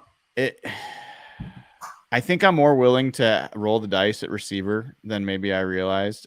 Well, and you think about it, like the way the offense is set up, how many targets is the third receiver getting? Not a lot. Some of Not a that's due to lot. the fact that our third receivers have been pretty shitty. Shitty, but we also have 3 tight ends. DK and Lockett are just target hogs. So, like, I think you can get a third receiver in the 4th round. Like, If we had taken Branch at 20, I feel tougher. yeah, But I think it's exactly what you said. I think it's 37. I think that's the one. I think 37 threw off our draft because even Brent's, if we had a nose tackle there, then Brent's doesn't feel as bad. All right. Do we want to do 1 7-round draft? Let's do one full one to end on. Let's do one full one. All right. We're going to do 1 7-round draft. And here we go. It's going to go quick. I'll do slower to start. Bryce Young, CJ Stroud. Oh, Tyree Wilson. Okay. Anthony Richardson. We got it, dude. Okay. It happened. Finally. 7th rounder. Computer, do not break. Do you pause? Do you hesitate at all here? Oh, no. I turned in the card. Okay. Will Anderson is a Seahawk. You got Will Anderson and Draymond Jones is the core of your front now. Okay. Because now you have way more flexibility with the rest of this draft. All right. So you've now taken an edge. You have not taken another defensive end. So you need that. You don't need a Nolan Smith. Do you any hesitation in taking Cansey here? I would be open to Cansey. I'm also more open to trading down. Who would be your trade down target if you don't get Cansey? Are you thinking probably be Mayer, but I don't know if that's the best. I think we ought to go Cansey. I love a Cansey Anderson start, man. Yeah. That gets me so jacked. I can't even entertain the conversation past that. All right, so Torrance goes, Ringo, Drew Sanders is never available here for us. So we're not taking Josh Downs. We're not taking Josh Downs. We're not taking a receiver here. No one's small. So we took Will Anderson. We took. So this is where the nose tackle becomes a lot more interesting. Dude, like, how would that feel? I mean, we could go guard here. Edge. We could go guard and then center. I think the nose tackle is where Al Woods is 35 years old. Do you trade down at all? We haven't looked at trade. I would be open to trading down here. So 5 picks. We got a 3. I'd probably do that trade. It's kind of. I feel like we can do better. I feel like we can too. Let's trade back. Well. Now we're better. Get a little, yeah. It wouldn't be worth it. You only get 1 pick higher. Yeah. Let's see the Steelers. I mean, if you could do 49.80 looks a little better. This is better, but I mean that's 12 picks. I don't think I'm trading back 12 picks. Yeah, 12 is a steep drop. All right, let's just pick somebody. I think I like Mazzy or Ika. Let's go ahead and take Mazzy. Mazzy's more of an athlete. So, dude, we've just completely hogged it up on the defensive line. That's a bunch of young talent there. Now you and I both talked about this. There's Whippler. You've got Brent. You've got Ika still. Well, we don't need him anymore. You've got Schmitz. You could look at trading back here. You could. If you like all 3 centers. Or you can take Henley and pick one in the 3rd round. But I would be very nervous about that. Yeah. So let's at least take a quick look at trading back. We're at 51, 54. It's only 3 picks. Yeah. Like, what are we gonna get? Like a 103 or something?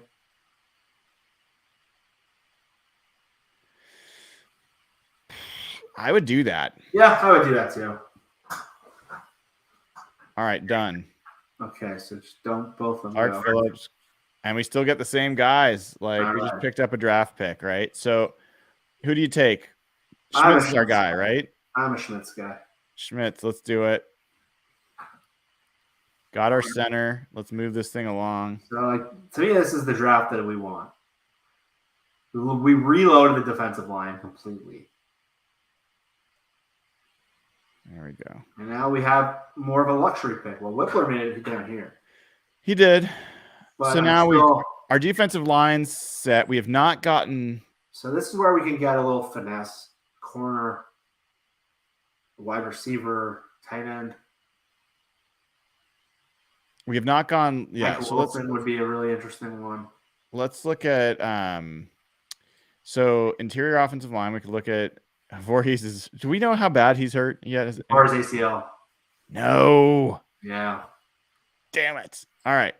So we're not going to do interior offensive line. Let's look at wide receiver. Let's look at tight end. Let's look at running back. At this point, running back, I think, is a little early. So we're going to take running back off. We're in the weird spot there. Corner, linebacker. Corner, linebacker, right?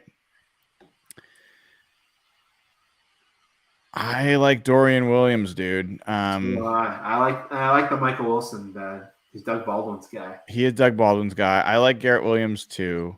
Yeah. Tyler Scott's an interesting guy. I feel like the linebackers. I mean, I guess we got Noah Sewell coming up later. Maybe he would last. He's low. Wow. Yeah. Like, he might be a better option to pick 100. Oh, we got Scott. All right. So what do you do here? I think between Wilson or Williams. I think cornerback's a bigger impact position for this team. If you get. So do I. All right. I don't know much about Eli Ricks. Do you? He's like a bigger corner, but he's not fast. And what about Travius Hodges? I don't know much about him.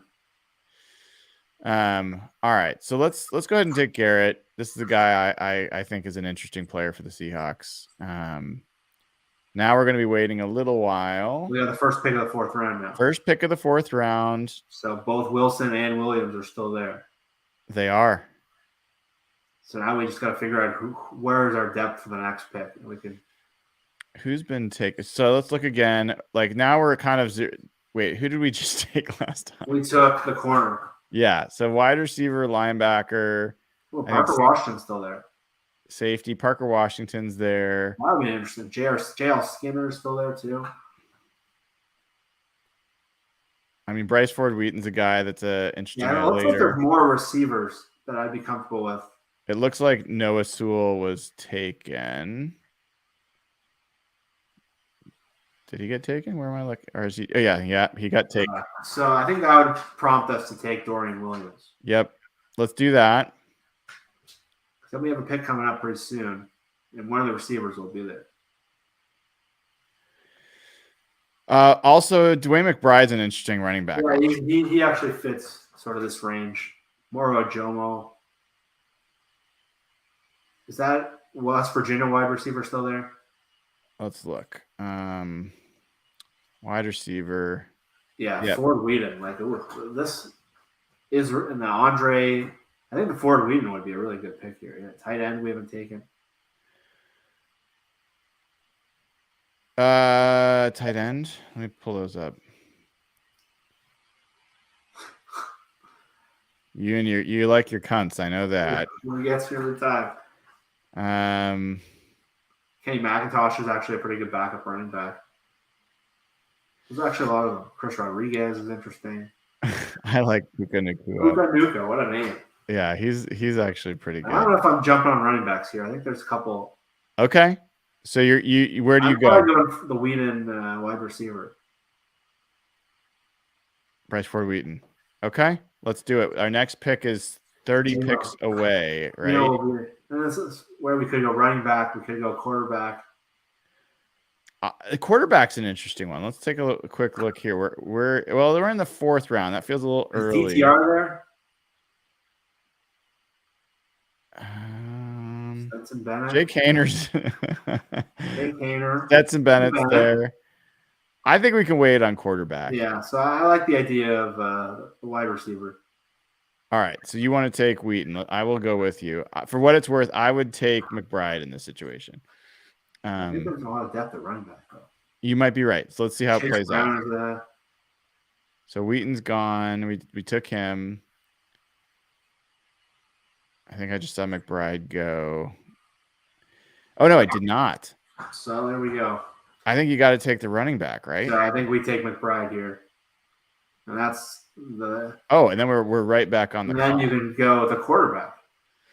Yeah, let's look at that right now. So you could take quarterback That's here. DTR. DTR is the 7th rounder, though.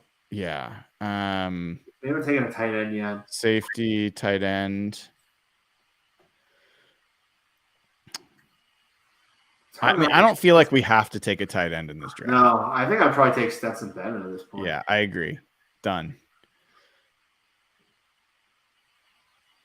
What is this? We have 2 more picks. Well, did you know that the Seahawks people did not know that they had a 7th round pick until like a week ago? Yeah. Even when we did our last mock draft, they did not have a 7th round pick.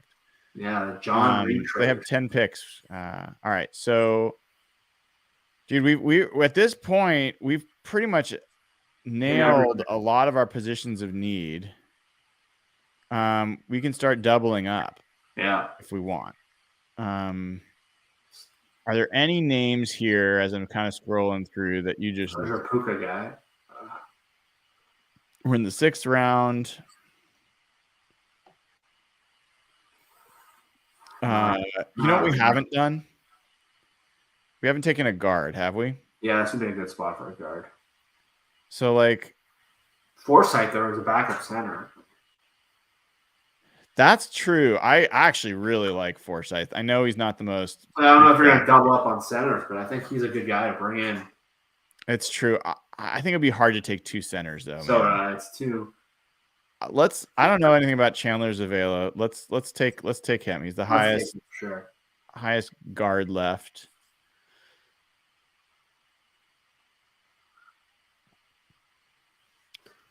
All right, moving along. Faster.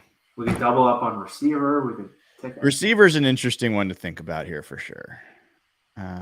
We could look at tight end. You know, I don't know much about Will Mallory. No, I don't know any of these guys.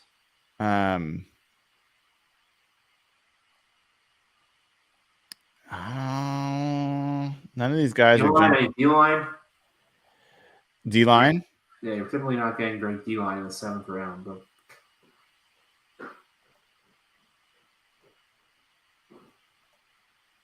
yeah, I mean, you could also, yeah, I mean, if you just look at, I mean, you could double up on quarterback. Like Malik Cunningham is actually he's an interesting athlete. Yeah, let's just take him. Take 2 QBs. Let's do it. The 7th round is probably not going to make the team anyway. So exactly. Might as well take a high value spot. Now let's see how we did. Whoa, look at those. So we ended the night with a solid A grade. Yeah. If you look at this draft, dude, I love those first 3 picks, man. I look at that and I'm like, fuck yes. Let's go. And then to put Schmitz in there, probably my favorite guy. I mean, look at that face. How can you not want to? He's just a football player. He's Creed Humphrey. Yeah. That is a great start. Everything after this is gravy. Yeah. Like you've done your job right there. Yeah, you've got like your blue chip potential player. You got your meat and potatoes. Cansey, if you Cansey hits, and you have Anderson, Cansey, Draymond Jones. Dude, that could be a massive, massive change. And you got the flash. Garrett Williams might be a good pick. Ford Whedon, if he hits, there's your 3rd receiver. I I think that I still think we're gonna get Greg Gaines or someone like that. So add that to the mix. Or maybe it's a Calais Campbell. I think if you're looking at possibly bringing in Jalen Carter or trying to teach us Mozzie Smith or Cansey, like who better than Calais Campbell? Probably maybe the best locker room presence, and he can still play. He's not what he used to be, obviously, but he can still play. Like he can be 2 down defensive lineman in a 3-4 all day. You put his arms with some of the guys that we're going to get in this draft, and just John has talked a lot about wanting to be the biggest, strongest team. Calais Campbell 6'8" with massive arms. Yeah, I think that's a thing they should be exploring. I wouldn't be surprised. I mean, they've talked about him. The Malik McDowell pick was a Calais Campbell respect pick. It was we want one of those. So I wouldn't be surprised, and he'd be the right type of player for them to bring in. But look, dude, they're going to have another defense, another nose tackle they add. Maybe they keep Al Woods, who's also a great rotational guy. I just don't want him to be the best defensive lineman. Imagine Al Woods would not be the best defensive lineman on this team anymore. He wouldn't be maybe even in the top 3. It puts them it makes everyone better. It's like a multiplier effect where Al Woods should be a rotational player who eats up blocks and you probably don't even notice them. Here's the thing that I feel a little bit nervous about. Depending on how things go on the linebacker side, if you come out with just Dorian Williams at linebacker and we don't get who knows what we're going to get in free agency. We'll have to get somebody. Yeah. But that's a pretty thin group. We should have doubled up on linebacker. That's one thing I would have. No matter what, that can be special teams guys. You have to take one of these last picks. 7th round pick should have been a linebacker. Receivers, another one we gambled on. I feel really good about this pick. I think I want to see them come out with a corner, but I think I don't want to see them come out with a corner before the 3rd round. Yeah. Yeah. I don't think they will unless someone falls And then I think that adding a starting caliber running back in the 5th to complement, who's a much more of a bruiser than Kenneth Walker is great. And I think this is also a really good pick. I don't know a ton about Chandler Zavella, but I love the idea of taking a guard later that has potential upside to challenge for starter. So, dude, I love this one. I will post this up on I on think Twitter. we end on a high note after some issues early, some lessons early. Yes. Send that picture to the Seahawks front office. So I want to thank you, Jeff, for putting up with my technical difficulties tonight, and for keeping this going. I think everyone probably enjoyed the show more when it was just you, but I did have to come back just to make sure things could run properly. No, I'm sure they'd rather hear me talk to someone. So, all right. I'm sure there's more news that's going to be coming out. There's probably more news that's broke while we've been on here, but lots of interesting stuff. The Seahawks are a better team now than they were, a couple hours ago. Really curious to see how day 2 plays out. We'll see how things go with the linebacker position. And we'll be back to do more mock drafts because things are going to keep changing. Their needs are going to keep changing. Other teams' needs are going to keep changing. And we will keep looking at how this affects things. But thank you. If you haven't already, please give the show a like. Please go ahead and give us a 5-star review on however you listen to our podcast. And then go to patreon.com/hawkblogger. If you haven't already, get immediate access to our Slack channel. Normally, we take patron questions. We've been doing these mock drafts that take a bunch of time and a bunch of conversations, so we haven't had as much time for questions. We will definitely get back to those. The way that you can get in line to ask questions, patreon.com/hawkblogger, immediate access to the Slack channel. Until the next time, thank you again to Jeff Simmons at Real Jeff Simmons on Twitter. I am Brian Nemhauser at Hawkblogger on Twitter, and we will see you all soon. And until then, good night.